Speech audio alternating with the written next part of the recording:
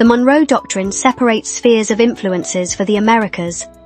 Europe, non-colonization, non-intervention of 1865.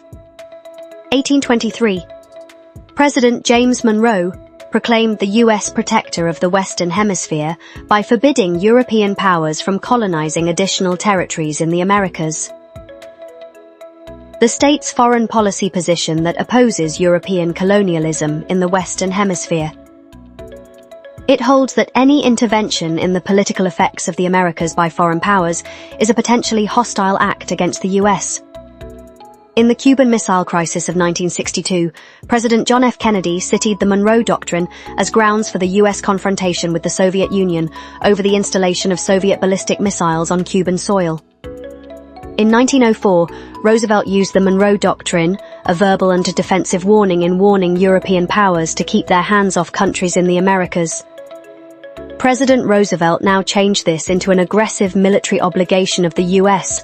to intervene in Latin Central America to maintain stability in these areas. The Monroe Doctrine Recap.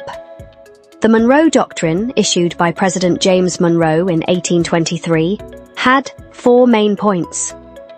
Non-interference in European affairs. The U.S. would not get involved in European wars or internal affairs. Recognition of existing colonies. The U.S. would not interfere with European colonies already in the Western Hemisphere. No new colonization. European powers could not establish new colonies in the Western Hemisphere. Hostile acts. Any attempt by a European power to control or oppress a Western Hemisphere nation would be considered a hostile act against the U.S. The Monroe Doctrine was a policy that established the United States' relationship with Europe and the Western Hemisphere.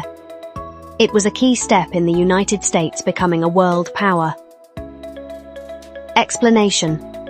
The Monroe Doctrine was a response to European powers' desire to influence the Western Hemisphere.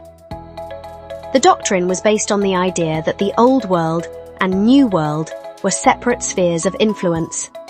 The U.S. would not interfere in European affairs, but would view any European interference in the Western Hemisphere as a threat to its security.